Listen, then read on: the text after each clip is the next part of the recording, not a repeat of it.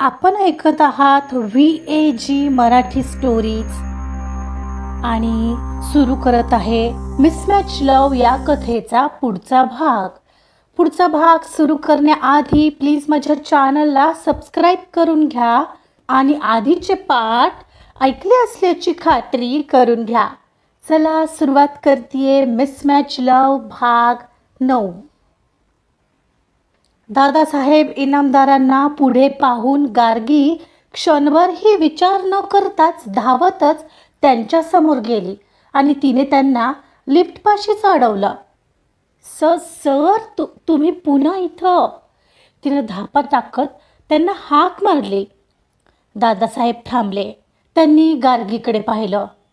अरे गार्गी, कसा आहे आता तुझा भाऊ? मी त्यालाच भेटायला आलो होतो आणि त्यालाही तर सगळ्या गोष्टींची कल्पना द्यावी लागेल.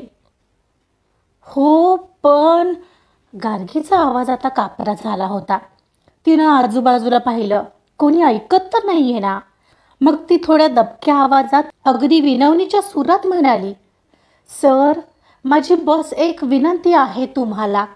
पाया पडते, हवं तर मी तुमच्या. अगं काय झालं बेटा, बोल ना. तुम्ही आत्ता दादाला भेटाल, पण प्लीज त्याला या लग्नाच्या कराराबद्दल काहीही सांगू नका. गार्गीच्या डोळ्यात पाणी साचलं. तो माझा मोठा भाऊ आहे. तो खूप स्वाभिमानी आहे. त्याला जर कळलं की हे लग्न नाही तर बस एक कॉन्ट्रॅक्ट आहे, तेही त्याच्या उपचारासाठी आणि तुमच्या मुलासाठी मी हा सौदा केलाय, तर तो हे कधीच सहन करू शकणार नाही. तो हे लग्न मोडून टाकेल, उपचाराचे पैसे नाकारेल, पण माझ्या आयुष्याचा असा बळी जाऊ नाही देणार. So please sir. तिचे ते शब्द ऐकून दादासाहेब क्षणभर स्तब्ध झाले. समोर उभी मुलगी फक्त 24 वर्षांची असावी, पण तिचं वागणं आणि विचार एखाद्या मोठ्या माणसालाही लाजवतील असेच होते. ती आपल्या भावासाठी हिमालयासारखी उभी होती. त्यांनाही तिच्या या स्वभावामुळे तिच्याबद्दल क्षणभर आदरच वाटून गेला. काळजी करू नकोस बेटा. दादासाहेबांनी तिला आश्वासक नजरेने पाहिलं. मी त्याला काहीही संशय येऊ देणार नाही. त्याला फक्त एवढंच समजेल की गार्गी आम्हाला पसंत आहे आणि आम्हाला ती सून म्हणून आमच्या घरी हवी आहे. मग तर झालं. Thank you sir. तुमचे खूप उपकार होतील. गार्गीला आता खूप मोठा आधार वाटत होता. चल आता रूम दाखवतेस का, कुठे आहे? हो चला. तिच्या चेहऱ्यावर आता हास्य उमटलं होतं. ती पुढे चालत होती आणि दादासाहेब तिच्या मागे. खरंच ही पोरगी बघायला गेलं तर अगदी साधी मध्यमवर्गीय घरातील आहे, पण हिचा हा बाणेदारपणा, स्वाभिमान आणि हा ठामपणा बघून मला आता थक्क व्हायला होत आहे. आजच्या काळात स्वतःच्या स्वार्थासाठी माणसं रक्ताची नाती तोडतात आणि ही वेडी मुलगी भावाच्या स्वाभिमानाला धक्का लागू नये म्हणून स्वतःच्या आयुष्याची एवढी मोठी तडजोड करायला तयार झाली आहे. इतकं प्रेम, इतका त्याग, आणि इतकंच नाही तर ती हॉस्पिटलच्या बिलाव्यतिरिक्त आणखीन पैशांची मागणी करू शकत होती, पण तिने त्यावर 1 रुपयाही मागितला नाही. म्हणजे विचार करण्यासारखी गोष्ट आहे. कार्तिकला वाटत असेल की त्याने पैशाच्या जोरावर एक कागदी बाहुली विकत घेतली आहे, पण त्याला अजून माहीत नाही आहे की ही मुलगी काय चीज आहे. खरं तर कार्तिकच्या त्या शिस्तप्रिय आणि हिशोबी आयुष्यात अशाच एका वादळाची गरज आहे, जी त्याला पैशांपेक्षा माणसांची आणि नात्याची किंमत शिकवेल. मला वाटलं होतं हा फक्त एक व्यावहारिक तोडगा आहे, पण आता वाटतंय कदाचित हेच विधिलिखित असावं. कार्तिकच्या त्या निर्जीव आयुष्यात घरपण आणायची ताकद मला वाटतं फक्त हिच्यातच आहे. हीच मुलगी माझ्या कार्तिकला माणसात आणू शकते. दादासाहेबांच्या गालात आता मात्र काहीतरी भेटल्याचं समाधानकारक स्मित होतं. एव्हाना रूम समोर आलेली. बॉडीगार्डना बाहेर उभं राहायचा इशारा करून ते गार्गीच्या पाठोपाठ रूममध्ये शिरले. निशांत जागाच होता. एका अनोळखी श्रीमंत माणसाला गार्गीसोबत आलेलं बघून तो सावरून बसण्याचा प्रयत्न करू लागला. आराम कर निशांत, उठू नकोस. दादासाहेबांचा आवाज खमका पण मायेचा होता. ते खुर्ची ओढून त्याच्या जवळ बसले. हे कोण गार्गी? निशांतने गार्गीकडे प्रश्नार्थक नजरेने पाहिलं. हे ते गार्गी गडबडली. तिला काय सांगावं हेच कळत नव्हतं. एवढ्यात ते स्वतःच ओळख करून देत म्हणाले, मी दादासाहेब इनामदार, गार्गीचा होणारा सासरा. निशांतचे डोळे विस्फारले गेले. काय? सासरा? पण म्हणजे मी समजलो नाही. तो आता गार्गीकडे पाहत होता, जिची नजर खाली झुकली होती. निशांत, हे बघ, मला माहिती आहे हे सगळं खूप अचानक आणि स्वप्नवत वाटत असेल तुला. दादासाहेब शांतपणे बोलत होते. पण कधी कधी नियती अचानकच निर्णय घेते. ते झालं असं की माझा नातू कार्तिक, त्याच्यासाठी मला गार्गीचा हात हवा आहे. आणि खरं सांगतो, गार्गीचे संस्कार आणि तिची वागणूक पाहून मला वाटतं की याच्यापेक्षा चांगली जोडीदार माझ्या नातवाला मिळूच शकत नाही. निशांत भांबावून गेला होता हे सगळं ऐकून. पण साहेब, आम्ही खूप गरीब आहोत. श्रीमंती बँकेतल्या पैशात नसते निशांत, ती संस्कारात असते. आणि गार्गी त्यामध्ये खूप श्रीमंत आहे. दादासाहेबांनी निशांतच्या हातावर हात ठेवला. माझ्या बिझनेसमन नातवासाठी त्याला घर सांभाळणारी, त्याला समजून घेणारी मुलगी हवी आहे. आणि गार्गी तीच आहे. तू फक्त हो म्हण. तुझी बहीण माझ्या घरी राणीसारखी राहील. तिची जबाबदारी आजपासून माझी. निशांतने गार्गीकडे पाहिलं. गार्गी शांत उभी होती. दादासाहेबांचे ते शब्द, त्यांचा तो मोठेपणा आणि गार्गीच्या भविष्याची सुरक्षितता निशांतला नकार देणं शक्यच झालं नाही. त्याला वाटलं आपल्या बहिणीचं नशीब उजळलं. एक मोठा भाऊ म्हणून त्याला तिच्या लग्नाची काळजी होतीच, ती आता दूर झाली होती. तुम्ही एवढं म्हणत असाल तर माझी काहीच हरकत नाही. पण जर ती तयार असेल तरच. निशांतने असं म्हणत हात जोडले.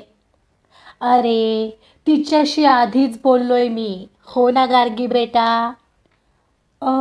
हो. दादासाहेबांनी विचारताच गार्गी हो म्हणाली. असं असेल तर दुधात साखर, पण फक्त माझ्या बहिणीला सांभाळून घ्या. आणि तिचं बुटीक, तिचं ते स्वप्न आहे हो, ते तेवढं अजिबात काळजी करू नकोस निशांत. तिचं स्वप्न ती लग्नानंतरही पूर्ण करू शकेल, हा माझा शब्द आहे. ते स्वतः असे म्हणाले तेव्हा गार्गीने सुटकेचा निश्वास सोडला. पण मनातल्या मनात ती स्वतःलाच म्हणत होती, माफ कर दादा, मी तुझ्याशी खोटं बोलले. पण त्याला इलाज नव्हता. हो, सगळं ठीकच होईल.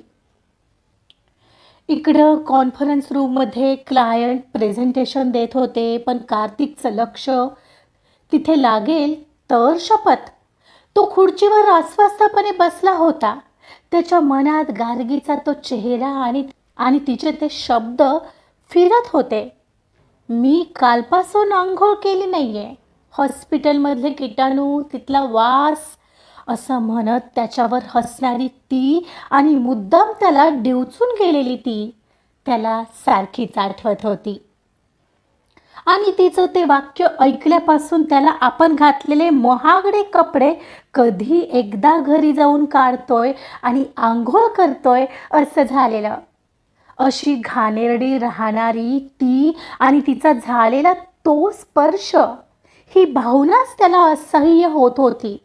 त्याचा हाय क्लास इगो चांगलाच दुखावला गेला होता. पण त्याने कशीबशी ती मीटिंग संपवली. खरं तर तासाभरात मीटिंग संपून जाईल असं वाटत असताना या मीटिंगला 2 तास लागलेलेच. मीटिंग संपण्यास अवकाश तो लगेचच सुटला. Okay, done. आपण उरलेली चर्चा फोनवर करू. Yeah sure, nice to meet you. क्लायंटने हात मिळवण्यासाठी पुढे केला. हो, नमस्कार. पण त्याने चक्क हातात हात न देता हात जोडले होते. त्याचं असं विक्षिप्त वागणं पाहून ऋषीलाही काही कळायला मार्ग नव्हता. भेटू आपण नेक्स्ट टाईम, ओके? या ओके, म्हणत क्लायंट निघून गेले. क्लायंट्स बाहेर जाताच त्याने ऋषिकेशला आवाज दिला. ऋषिकेश, पुढच्या 2-3 मीटिंग्ज आहेत त्या कॅन्सल करून टाक. I am going home right now. पण सर, पुढची महत्त्वाची deal. I said cancel it. माझा मूड नाही आहे आता. Please try to understand. Kartik वैतागून म्हणाला आणि तडक ऑफिसमधून बाहेर पडला. कार्तिकची मर्सिडीज सुसाट वेगाने येऊन घराच्या पोर्चमध्ये थांबली. गाडी थांबायच्या आतच तो दरवाजा उघडून खाली उतरला. नेहमी अतिशय रुबाबात आणि शिस्तीत घरात येणारा कार्तिक आज मात्र चेहऱ्यावर 12 वाजवून आला होता. हॉलमध्ये त्याची मॉम गायत्री आणि काकू निधी सोफ्यावर बसून TV बघत होत्या. कार्तिकला आलेलं पाहून गायत्रीला आठवलं की आज ती मुलगी त्याला ऑफिसमध्ये भेटायला जाणार होती. अरे कार्तिक, आलास? बरं झालं, गायत्रीने उत्सुकतेने विचारलं. काय झालं मग आज? त्या मुलीला भेटलास का? ती येणार होती ना आज? मॉम प्लीज, कार्तिकने हात उंचावून त्यांना थांबवलं. मला त्या विषयावर आत्ता काहीही बोलायचं नाहीये. एवढं बोलून तो तसाच तडक वर निघाला. गायत्री गोंधळून तिथेच थांबली. अरे पण काय झालं? एवढं का चिडलायस? सगळं ठीक आहे ना? त्या मागून आवाज देत होत्या, पण तो काही उत्तर द्यायला थांबलाच नाही. त्याला असं जाताना पाहून गायत्रीच्या कपाळावर आठ्या पडल्या. बाप रे, आता काय झालं याला? परत डोक्यात राग घालून घेतली वाटतं. त्या मुलीसोबत भांडून तर आला नसेल ना? ती अवाक होऊन वरच्या मजल्याकडे बघतच राहिली होती. कसं होणार आहे देवच जाणे. बिचारा गेल्या 2 दिवसांपासून टेन्शनमध्ये आलाय नुसता. काळजी वाटते खरं तर त्याची. आधीच त्याचा हा स्वभाव, त्यात त्याच्या मनाविरुद्ध हे लग्न. काळजी करू नका गायत्री ताई, होईल सगळं ठीक, निधी बरेच धीर देत म्हणाली. तसंही त्याच्या या नीटनेटकेपणाच्या आणि स्वच्छतावादी स्वभावामुळे तो एकाही मुलीला पसंत करत नव्हता. असं समजा, जे झालं ते बरंच झालं. निदान याच निमित्ताने त्याचं लग्न तरी होईल. लग्न? गायत्रीने सुस्कारा सोडला. आता हे लग्न असेल की महासंग्राम त्या देवालाच ठाऊक. इकडे वर येऊन कार्तिकने धाडकन आपल्या बेडरूमचा दरवाजा उघडला आणि आत जाताच तो लॉक करून घेतला. आत येताच त्याने AC फुल केला आणि आरशासमोर येत तावातावाने कपडे काढायला सुरुवात केली. त्याची ती घाई बघून असं वाटत होतं जणू त्या कपड्यात एखादा विषाणू शिरून बसला आहे. अंगावरचा ब्लेझर त्याने लगेच काढला आणि लांबूनच लॉन्ड्री बास्केटमध्ये फेकला. आता पाळी होती शर्टची. त्याने रागाने शर्टाची बटणं काढायला सुरुवात केली, पण घाईत शर्टचं एक बटन काही निघतच नव्हतं. व्हॉट द हेल, हे बटन हे तिच्यासारखंच हट्टी दिसतंय. त्याची चिडचिड आता शिगेला पोहोचली होती. त्याने सरळ ते बटन तोडूनच काढलं आणि शर्ट अंगापासून अलग करत सरळ तिथूनच कोपऱ्यातल्या डस्टबिनमध्ये भिरकावला. मूर्ख, बेअक्कल, होपलेस मुलगी आहे ती, तो स्वतःशीच पुटपुटला. स्वतः तर राहतेच घाणेरडी, पण मलाही तिच्या लेवलला घेऊन आली आहे. कार्तिकची प्रचंड चिडचिड चालली होती. तो पटकन आत बाथरूममध्ये गेला आणि त्याने शॉवर सुरू केला. अंगावर थंड पाण्याचा फवारा पडत होता खरा, पण त्याच्या अंगाची रागाने लाहीलाही होत होती.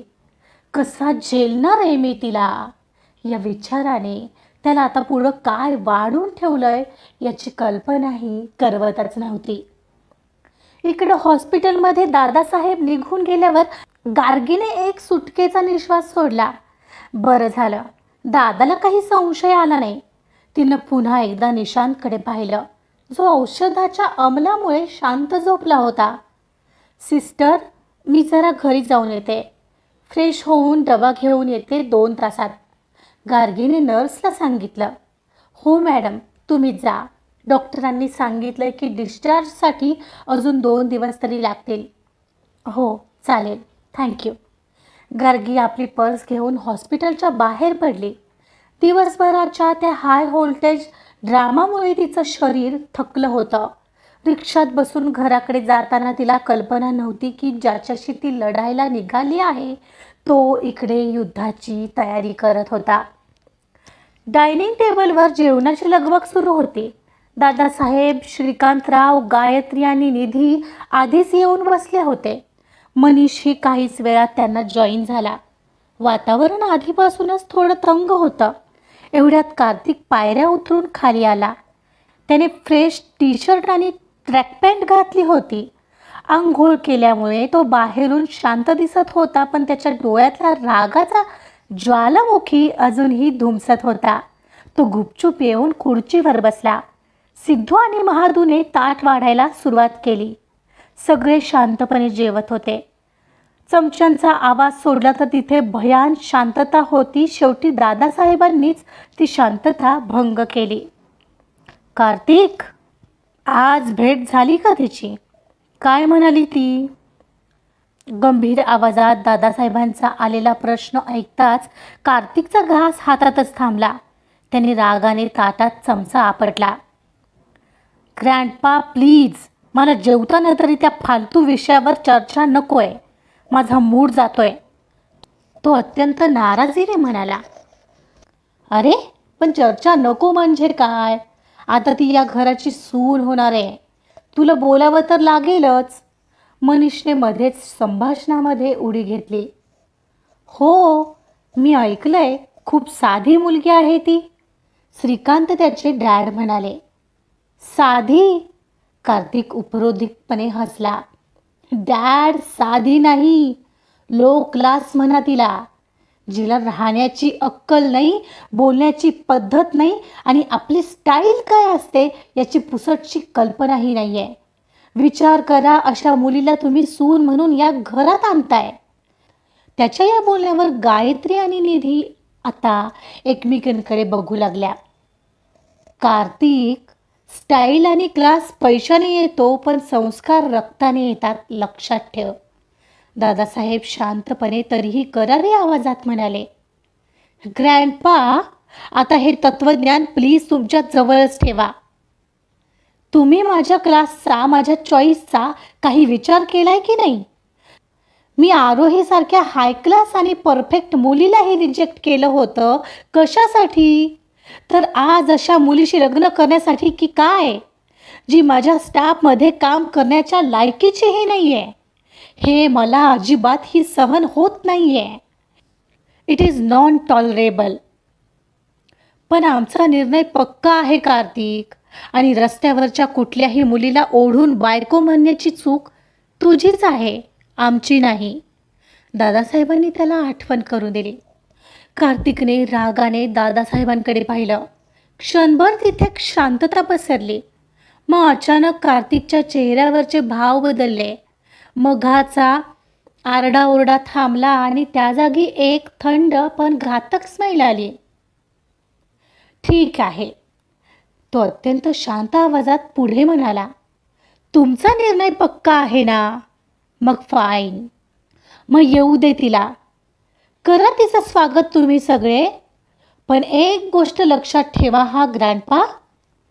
कार्तिक खुर्चीवरून उठला आणि त्याचे दोन्ही हात टेबलवर टेकून दादासाहेबांच्या डोळ्यात डोळे घालून म्हणाला.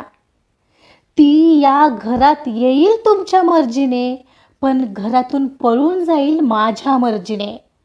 कारण मी तिला कधीच बायकोचा दर्जा देणार नाहीये, कधीच नाही. एवढं बोलून कार्तिक भरल्या ताटावरून उठून तडक त्याच्या बेडरूममध्ये निघाला. कार्तिक, भरल्या ताटावरून उठू नये, खाली बस. दादासाहेबांचा करारी आवाज दुर्लक्षित करत त्याने उत्तर दिला. माझी भूक मेलीये ग्रँडपा, जेवा आता तुम्हीच. म्हणत तो काही खाली थांबलाच नाही. डायनिंग टेबलवर बसलेले दादासाहेब, श्रीकांतराव, मनीष, गायत्री आणि निधी सुन्न होऊन बघत राहिले होते. हे लग्न म्हणजे दोन मनांचं मिलन नव्हतं, तर ही एका युद्धाची सुरुवात असणार होती. आजचा भाग इथंच संपलेला आहे. कार्तिकने तर वेगळाच विडा उचललाय. तो गार्गीला त्रास देण्याचा विचार करतोय. काय होईल नेमकं खरंच लग्न झाल्यावर बघूया पुढच्या भागांमध्ये. कथा आवडत असेल तर प्लीज आपल्या कॉमेंट्स येऊ द्या आणि ऐकत रहा मिसमॅच लव. कथा आवडली असेल तर प्लीज लाईक करा, सबस्क्राईब करा आणि शेअरसुद्धा करा. Thank you so much.